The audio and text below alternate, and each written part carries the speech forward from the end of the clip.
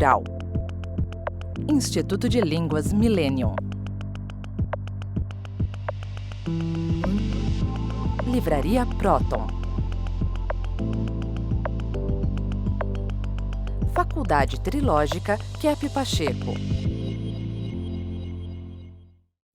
Telespectadores, mais um programa Psicanálise Integral que discorre a respeito dos assuntos de interesse do homem universal.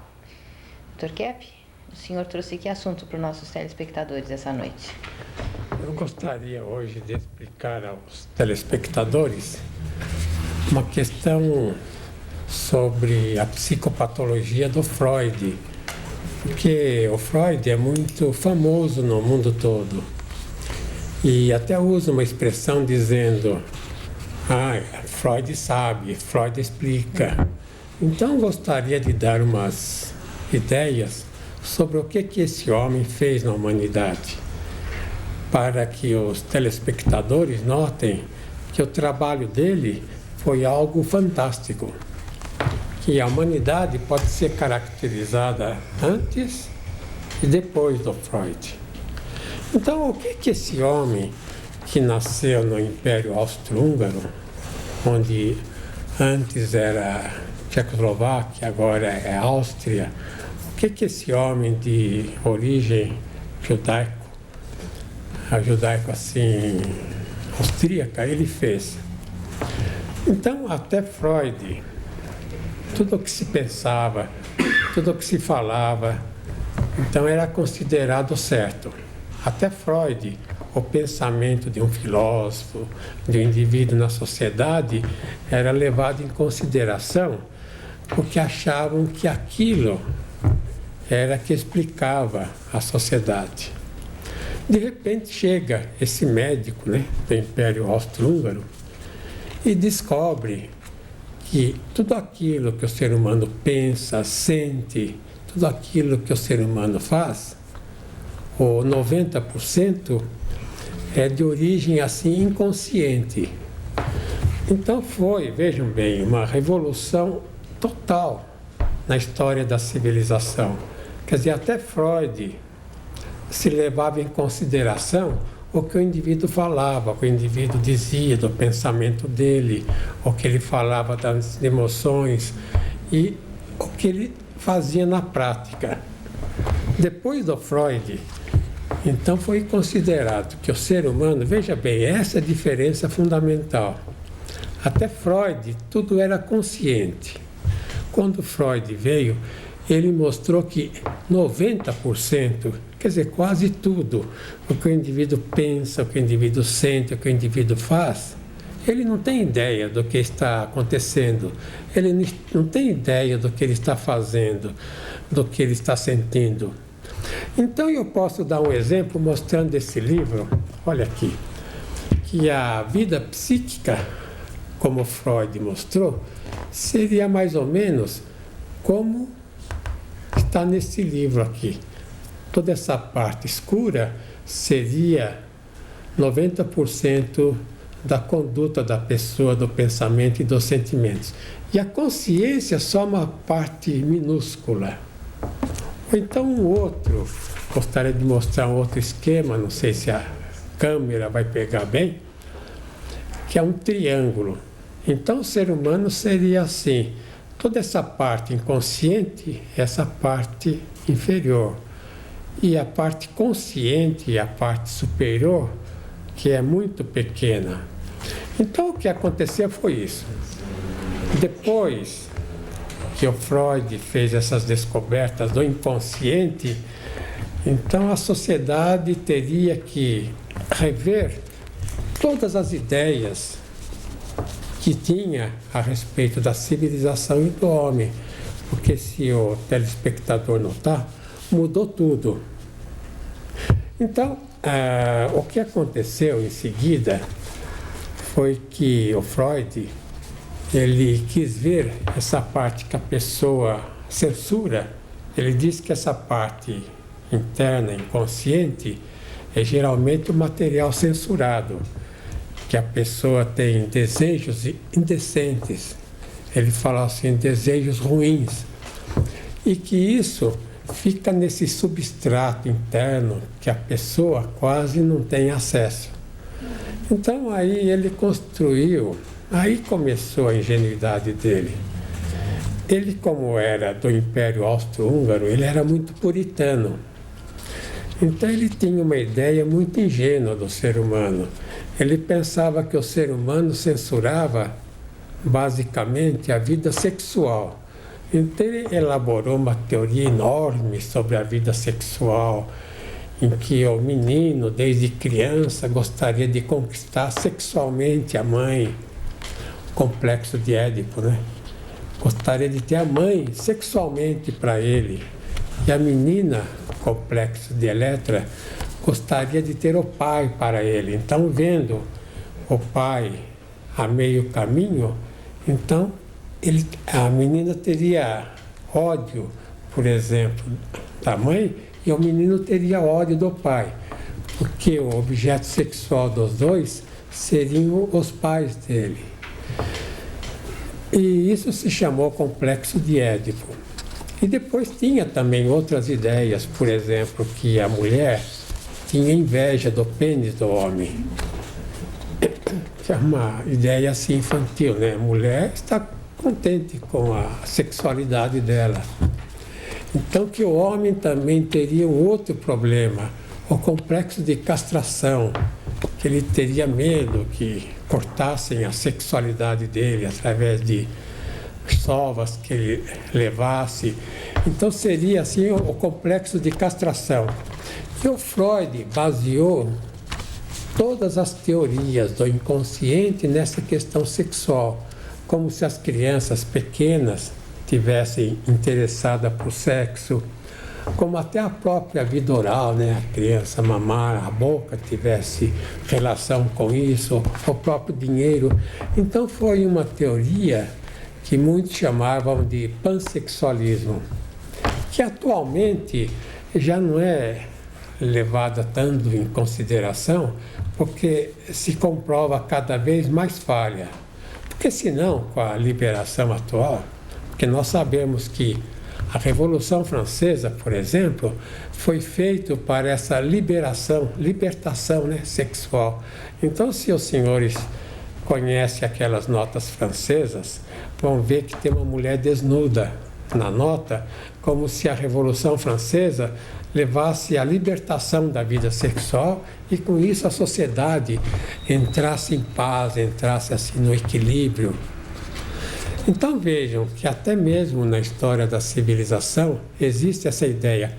E o mais ainda, que na Idade Média a orientação judaico-cristã via o sexo como uma preocupação especial, uma preocupação primordial. Então, até há uns anos atrás, o religioso sempre achou que a carne era o problema do ser humano, que a carne era o pecado, a carne era o grande assim, mal que o ser humano teria. A tal ponto que na Idade Média houve uma divisão, né, entre o cuidado do espírito e o cuidado do corpo. Então, esse dualismo platônico que havia na Idade Média fazia com que o pessoal medieval assim deixasse a parte da carne, a parte da matéria de lado. E com isso houve aquelas doenças terríveis. A peste negra, por exemplo, que matou quase metade dos habitantes da Europa. De maneira que o Freud, é interessante isso, ele sendo judeu, mas sem religião, ele não seguiu a religião dos pais dele, ele não seguiu o judaísmo, ele se dizia ateu. E ele próprio viu, então, no sexo, nesse fator, o mais perigoso para o ser humano.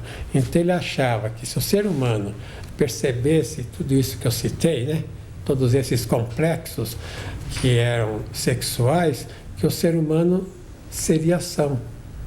Então, aí foi o grande erro dele. E é por esse motivo que eu tentei incluir também a metafísica nesse estudo da ciência. Porque a metafísica, como os senhores sabem, muitos dos senhores sabem, a metafísica da Idade Média, né?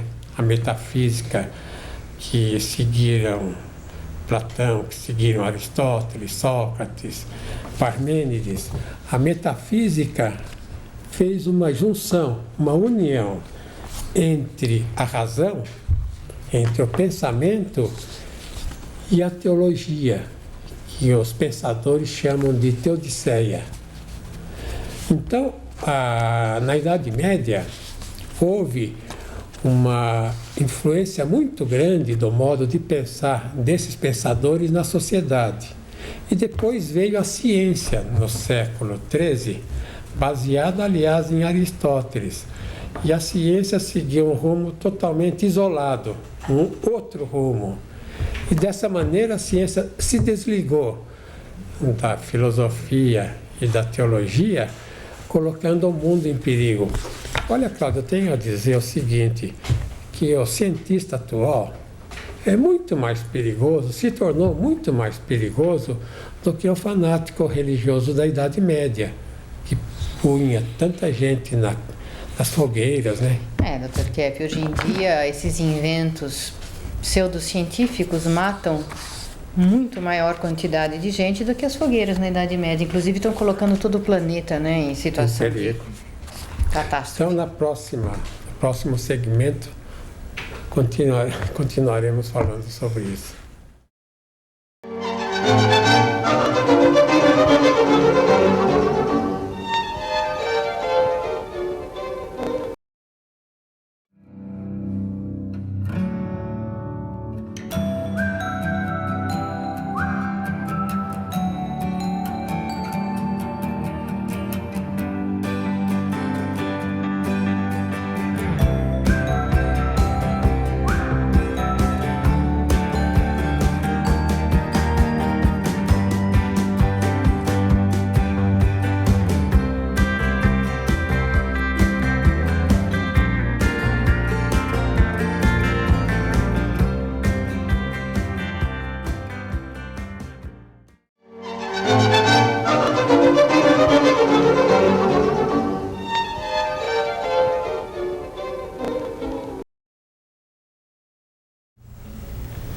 Então, nós estávamos aqui comentando no intervalo que existe muita gente interessada em programas de cultura no Brasil.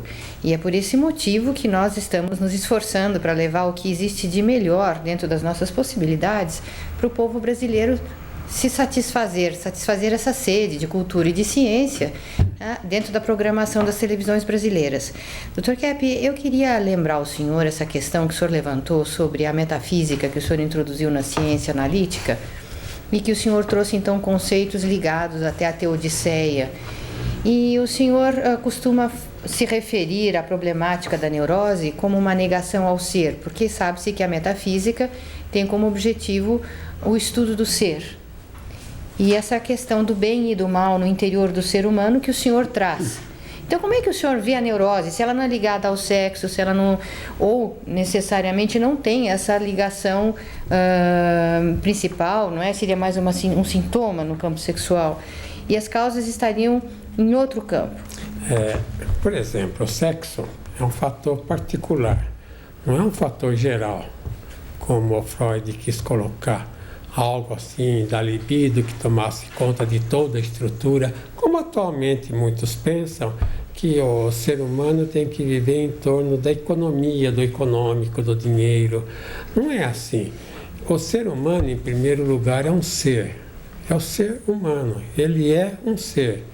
E esse ser começou a ser estudado lá na Grécia Antiga, com Parmênides, Anaxágoras, Anaxímenes, e Sócrates, e Platão, Aristóteles, etc. Então, nesse estudo da metafísica, na questão, por exemplo, que eu abordei no segmento anterior, na questão, por exemplo, do bem e do mal. Então, a doença é chamada de um mal. E a saúde é chamada de um bem. Então, a questão da saúde, do bem e do mal tem que ser colocado aí, no setor da metafísica. Que é um fato interessante, Cláudia. Por exemplo, Freud. Ele tinha um amor enorme a problema de conversão, a de psicossomatização, problemas assim ligados à medicina. Então, ele queria a cura também orgânica da pessoa. Agora, por que que ele, com 51 anos, ele começou a ficar doente, né? Um câncer na garganta e nunca mais sarou. E ele levou até o fim da vida fazendo 21 operações. Então é por causa disso, porque a teoria freudiana, essa teoria baseada no sexo, não dava condições dele levar a cura. Inclusive na nossa teoria, no nosso estudo, quando eu fiz essa junção com a metafísica, da ciência com a metafísica, eu tentei unir, né, também a ciência com a metafísica e a teodiceia ou teologia. Então, o que acontece agora? Muitos clientes com doenças assim, até graves, saram, conseguem sarar através desse método. E no caso do Freud, com essas teorias, não conseguia a cura. Então, o que fala, por exemplo, a metafísica no campo da doença, do mal? Que o mal não existe por si, que o mal é a privação do bem. Então vamos dizer que a doença não deveria existir, que a própria morte não deveria existir, o envelhecimento da pessoa não deveria haver, que vamos dizer que por natureza, se a natureza do ser humano estivesse intacta, estivesse perfeita como foi na criação, o ser humano seria eterna. Mas o que aconteceu, né, Cláudia? Aí, então, é a questão da teodiceia, da teologia, que a gente fala que, por natureza, o ser humano já nasce com doenças, com problemas graves. Então, voltando a essa comparação entre a psicopatologia freudiana e tradicional, no sentido da psicanálise, então, com a psicopatologia da metafísica, nós podemos chegar à seguinte conclusão. Primeiro, que o problema maior do ser humano não vem do corpo, da carne, né? O problema maior do ser humano é da cabeça, que o pessoal chama, vem do espírito. O espírito quer dizer, no sentido do pensamento dele, no sentido dos sentimentos dele. Então, aí seria aquilo que o senhor tem comentado nos outros programas, que desde do nascimento a pessoa já tem prazer em fazer o mal. Isso. Em judiar de, por exemplo, uma criança, a gente já vê isso claramente, judiando de animais, do irmãozinho, ou muitas vezes algumas crianças que se prejudicam muito e caem, se machucam com muita frequência. Então, tudo isso vem já pela natureza. Agora, enquanto psicanalista, né, freudiano, tradicional, cuida do indivíduo sobre a base sexual, é relativamente fácil, né? Então vai namorar. Aliás, a sociedade moderna tentou fazer isso, né? A revolução aí dos anos 60, da década de 60, foi para liberar, vamos dizer, a vida sexual. E o que adiantou? Adiantou alguma coisa? Piorou mais ainda. O senhor está lembrando uma questão que eu acho importante, porque quando o senhor fala em privação do ser, a gente logo faz essa relação. Então, a neurose seria também uma privação da consciência. O senhor mostrou há pouco aquele gráfico onde o fator inconsciente da personalidade é dominante e o fator da consciência é muito pequeno. Então, nós teríamos um estreitamento da consciência.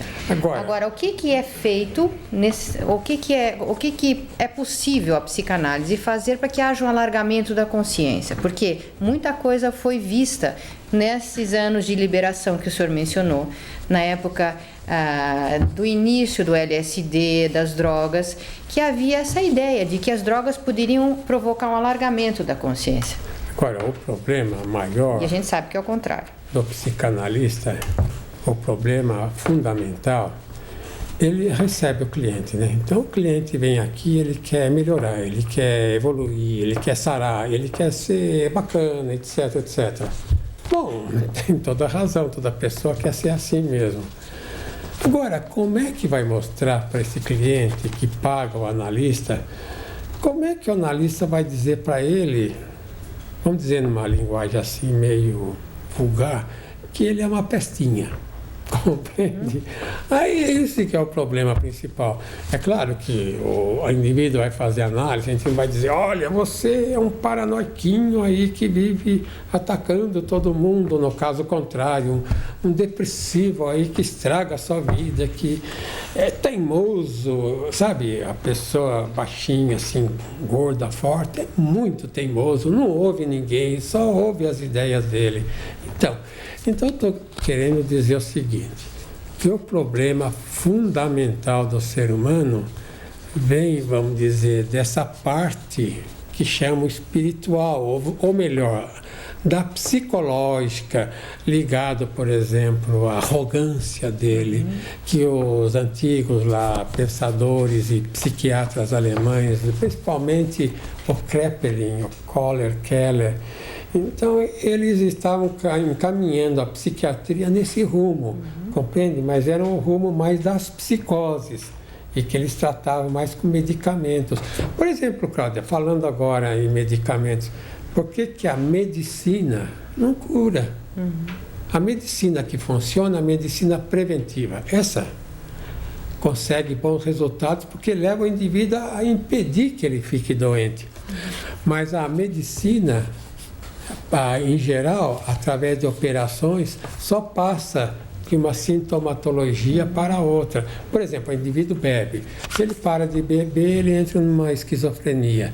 Então, se não cura, por exemplo, a arrogância dele, a soberba, aí outro fator.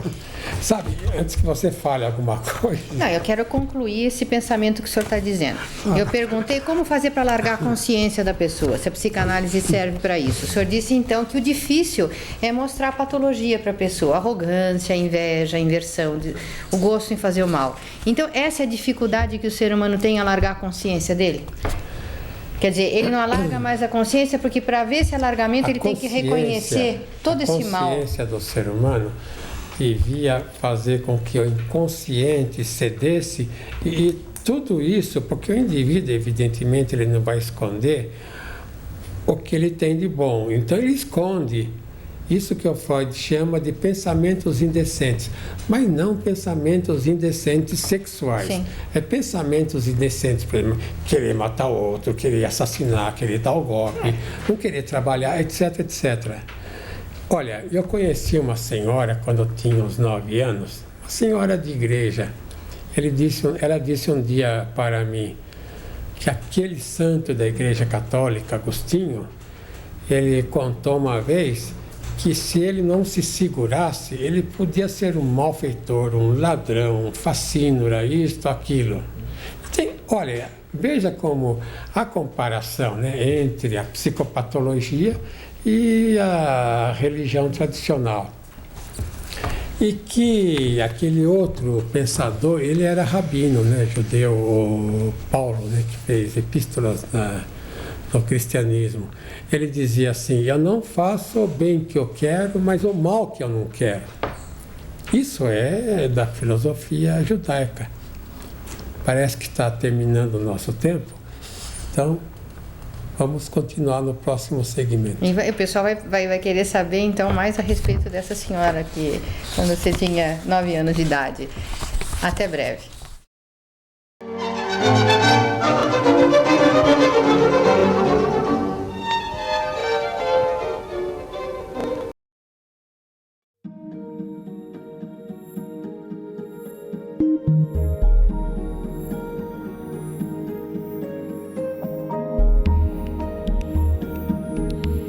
Meu trabalho auxiliou bastante na convivência com as partes, com o advogado, na solução ali amigável dos conflitos, que as pessoas vêm com conflitos, vêm com agressividade, vêm com raiva.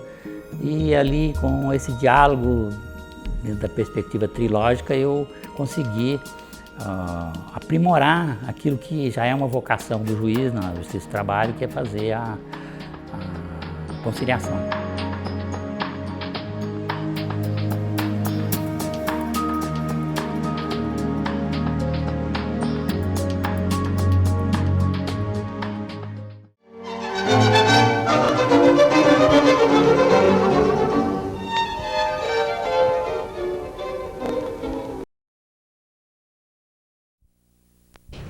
que é a vantagem que uma pessoa vê em conhecer o aspecto patológico de si mesmo, em reconhecer esses impulsos negativos da personalidade? Eu acho, Dr. Kepp, que alguém tem que pensar sobre isso, explicar para os telespectadores que existem vantagens na pessoa fazer essa reflexão interior e reconhecer os seus problemas. Então, eu tenho visto atualmente que muitas pessoas têm pânico, seja pânico de sair de casa, pânico de ir para o trabalho. As pessoas sofrem de pânico, de angústia, de uma depressão profunda, além das doenças assim normais, os hipocôndricos têm resfriados comuns e problemas doenças em graves, geral, né? Até doenças graves. Então, no tratamento a pessoa tem que pagar o preço, né, para conseguir sarar. Então eu acho que no caso da neurose, porque quando a psicopatologia da psicanálise fala que todo indivíduo é neurótico, está querendo falar justamente isso, que o ser humano nasce, ele é, vamos dizer, por natureza, ele já traz pelos psicotipos dele, além dos genotipos. Genotipos são os elementos assim materiais e os psicotipos são elementos assim psicológicos. Ele já traz nos psicotipos dele, lá dos avós, dos bisavós, da sociedade, ele já traz assim uma doença, já traz assim monstros, verdadeiros monstros. Até o Lombroso, Cláudia, sabe, um psiquiatra italiano, ele fala do criminoso nato, que o indivíduo, que certos indivíduos nascem para matar. Não é que certos indivíduos nascem para matar e outros não. Todo indivíduo tem fúria contra o próximo quando trata de certos assuntos, principalmente de questões que dizem respeito a ele. Toda pessoa, geralmente, tem, assim, muita raiva de fatos que aconteçam. Exato. Então, na minha opinião, a psicanálise, a função dela é devolver para o indivíduo, vamos dizer, a calma que ele precisa ter para viver, devolver a vida para a pessoa. É por isso que quando o indivíduo vem fazer análise, o indivíduo que vai começar um tratamento, em poucas sessões ele melhora. Em poucas sessões ele perde a angústia, ele perde a depressão. Dr. Kepp, o senhor sabe que a violência doméstica é uma das maiores causas de, mesmo de homicídios assim violentos, não é? Que não tenham causa de roubo e outros. É justamente dentro das casas, entre casais, entre famílias, que essa patologia que o senhor se refere se manifesta com muita intensidade. Eu acho que qualquer pessoa gostaria de ter uma vida mais harmoniosa. Como o senhor disse, é necessário se pagar esse preço de se conhecer todo esse aspecto mal intencionado, né, que nós carregamos já no nascimento. Mas é preciso pagar esse preço para que se tenha, inclusive, sucesso na vida, que se possa ir para frente, que não se destrua tanto a própria vida.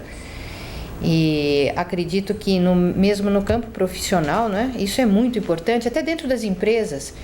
Existe atualmente uma grande atenção dada à atitude, à conduta patológica das pessoas dentro das empresas. E a importância de se conscientizar esse fenômeno. Bom, Cláudia, eu acho o seguinte: se o ser humano não se voltar para esse campo, não levar a sério essa patologia interna, ou então a patologia na sociedade, a sociedade será destruída. Será, Dr. Kepp? Porque você veja o seguinte, né? O indivíduo pega poder. Vamos dar o exemplo de um indivíduo famoso. O Hitler pega o poder.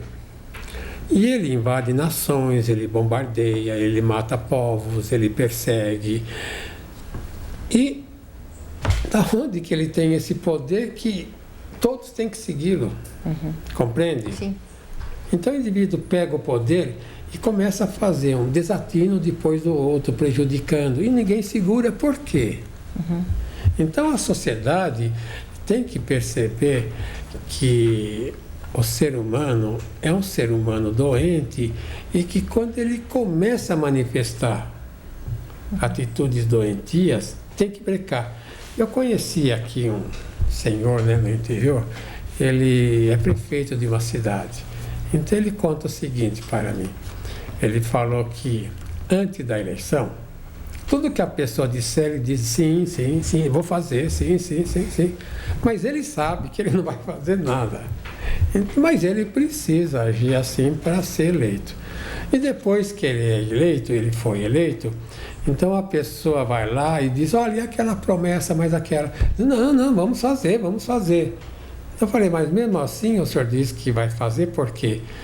Ele fala, é o seguinte, a gente fala que vai fazer, a pessoa fica contente, e depois a gente fica quieto. Não faz nada, e a pessoa depois, se um dia cobrar, diz, mas não houve meios, e aconteceu isso, aconteceu aquilo, compreende? Sim, então essa é a questão que todos comentam atualmente, que estão desiludidos com a política. Porque um político é trocado por outro e o que subir vai fazer os mesmos desatinos daquele que o sucedeu. Então, porque ele não sabe o que está no inconsciente dele.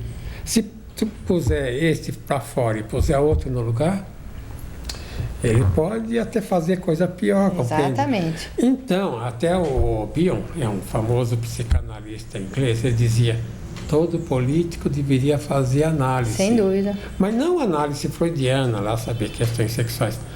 Esse tipo de análise para ver as misérias dele. Aliás, toda pessoa devia fazer. E a pessoa que não faz, ela é vítima das próprias tendências internas que ela não conhece. Para a destruição. Isso são tendências internas muito destrutivas que ela, desconhecendo, acabam dominando a própria vida e fazendo os estragos, né, que a gente conhece. Temos aqui uma sueca. Helena Melander. Isso.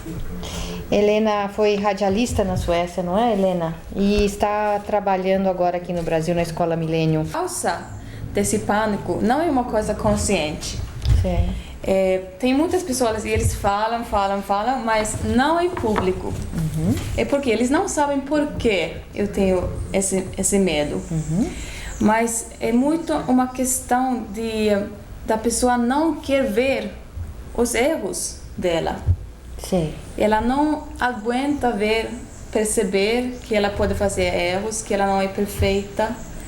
Então, esse momento de falar em frente de muitas pessoas fica uma hora de muita consciência para ela. Uhum.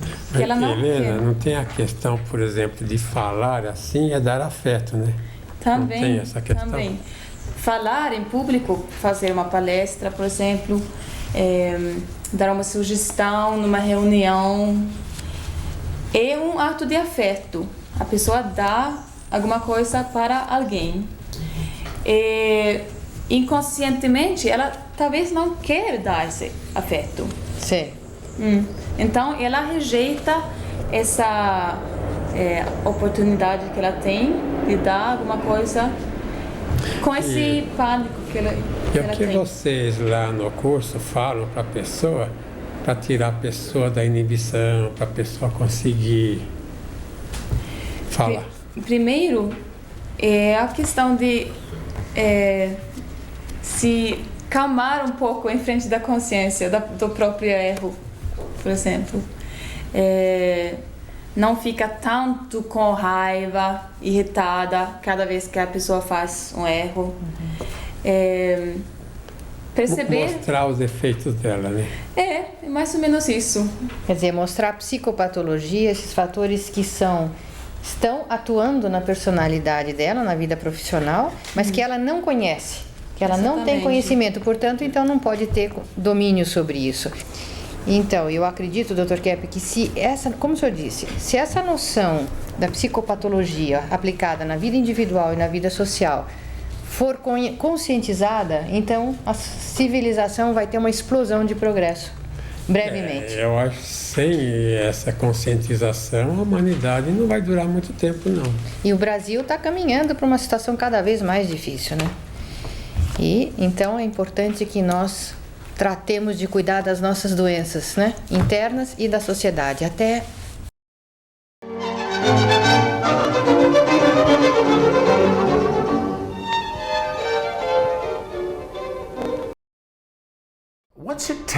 to be a leader today.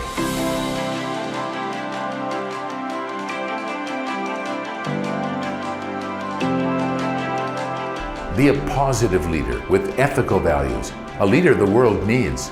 Come to Millennium's post-graduation course, the only institute in the world offering post-graduation courses in English with Norberto Keppe's innovative therapeutic method.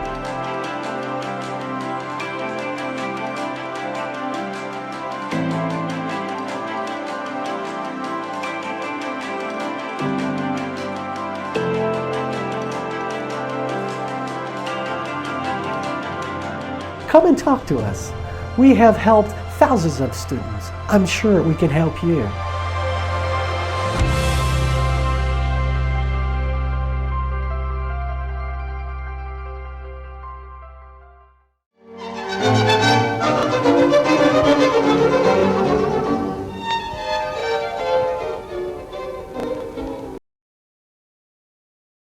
Esta noite nós estamos falando muito sobre o assunto de medo, pânico, medo de situações desconhecidas, medo de falar em público e medo de ir ao dentista, por exemplo.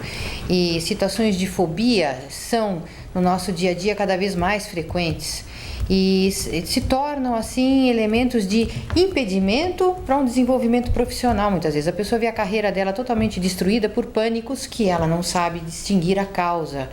E é justamente sobre isso que nós estamos tratando essa noite no nosso programa, entre outras coisas. E a Helena, que veio da Suécia, lá na Suécia existem muitos suecos com problemas de fobia, né, Helena? Sim. Fobia, pânico. O sueco parece que tem muito medo de conhecer qualquer problema, né? É uma censura grande em sociedade inteira. Na Suécia. Fica uma máscara que cobra qualquer problema. É interessante, né, Helena, que os países chamados do primeiro mundo, eles acham que os problemas estão assim no terceiro mundo. E que, por exemplo, a questão da problemática do mundo é na Índia, que tem superpopulação, é na China, também no Japão, né, que é do primeiro mundo, são as favelas no Brasil.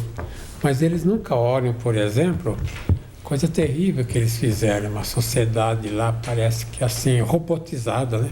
Todo mundo faz a mesma coisa, vai no mesmo restaurante, come a mesma comida, pensa da mesma maneira. Se pensa diferente, o poder cai em cima. Não é assim na Suécia? É assim, é muito assim. Helena, um problema que é muito frequente lá é o problema da inveja, né? Na sociedade. Ninguém quer que o outro suba, que apareça, que enriqueça. Você não pode mostrar que você tem alguma coisa que a outra pessoa não tem, que você tem uma capacidade, uma qualidade. Até tem uma expressão que se chama jantelogen, que significa que você não pode achar que você tem alguma coisa. Que você é alguma coisa, que você tem qualidade, assim, lei. Então fica uma falsa modéstia. Então ela está aqui com o problema de jantelogen. Exatamente. E a Marcinha? Por falar em medos hoje, Márcia, medo de ir ao dentista é uma das principais causas de problemas, não é isso? Tem vários clientes que deixam os dentes ficarem todos destruídos de medo, assim, de dentista, né? E então eu vejo assim que tem um medo assim que é de causa psicológica, que tem pessoas que têm esse pânico, que têm fobia de várias coisas e também tem do dentista. Agora tem outras pessoas que têm medo assim de perceber que tem alguma cárie, que tem algum problema. E tem medo de lidar, né, de ver que tem problemas, medo assim do diagnóstico, né, do que vai acontecer. Só, Marcinha, quando vai ao dentista, geralmente, o dentista não vem com aquele motor no dente, dói terrivelmente, ou então vem com a agulha. Não tem que ter medo. Com o boticão. Então, e tem muitas pessoas que têm medo até do tratamento, do diagnóstico que o dentista, né? Do que o tratamento que o dentista vai fazer, né? A odontologia o dentista atual não fala tem nada, coisas né? muito... Às vezes a pessoa entra lá, bom, aqui no Brasil não tem anestesia, assim, a pessoa não dorme.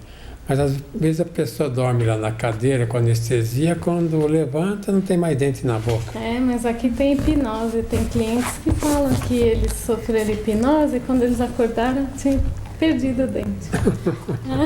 Então, mas como é que explica essa questão? Vai no dentista, vai sofrer, não é verdade? Tem muitas... É verdade, então... O que faz nesse caso? Então, eu acho uma coisa boa seria o próprio dentista também fazer um tratamento psicanalítico, como é necessário para todas as pessoas, o dentista também fazer para ele, assim, até se colocar no lugar do cliente, né? De não fazer então, assim algo... a senhora está dizendo que tem dentista sádico mesmo, né? Como cirurgião, que é judiado a pessoa, não é isso? Dr. Kepp, o senhor está levantando um ponto aí muito interessante, porque aquele psiquiatra, psicanalista Tsondi, nos testes dele, ele cita que certos tipos de profissões já são procuradas por determinados tipos de personalidade. Então, fatores inconscientes determinantes no indivíduo escolhem que ele vai ser, por exemplo, dentista, cirurgião, e muitas vezes até policial, ou então advogado por outros motivos. São problemas inconscientes mal trabalhados que fazem com que a pessoa escolha determinada profissão.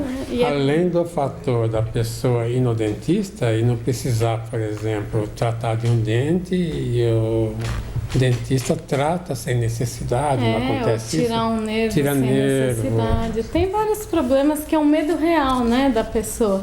Então, na odontologia psicossomática trilógica, a gente só faz o necessário, o tratamento assim mais conservador do dente natural. E a gente não faz esses tratamentos assim de ficar intervindo, né, na boca do cliente sem necessidade.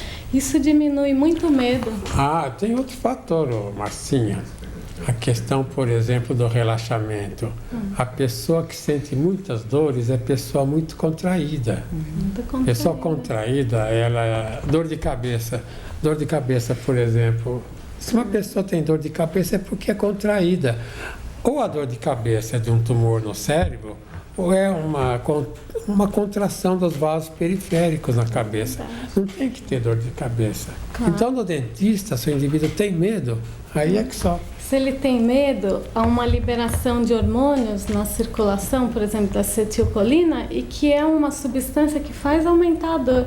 Então, às vezes, bloqueia até a anestesia. Então, por isso que a gente lida com o medo, a gente acalma a pessoa antes de fazer um tratamento. E a senhora explica para a pessoa... Explico a causa do medo. Que ela vê o que no dentista, né? Vê uma coisa terrível, não é isso? Isso, vê a destruição que às vezes ela está fazendo nos próprios dentes, ela vê no dentista. Como o dentista seria um pai mau, uma mãe má, que está judiando da pessoa, né? O inimigo que está atacando. Isso, então... Mas isso acontece, hein, Marcinha? Acontece, mas por isso que a gente sempre lida assim, fala do medo de um dentista que seria bom, né? Que aí seria um medo problemático.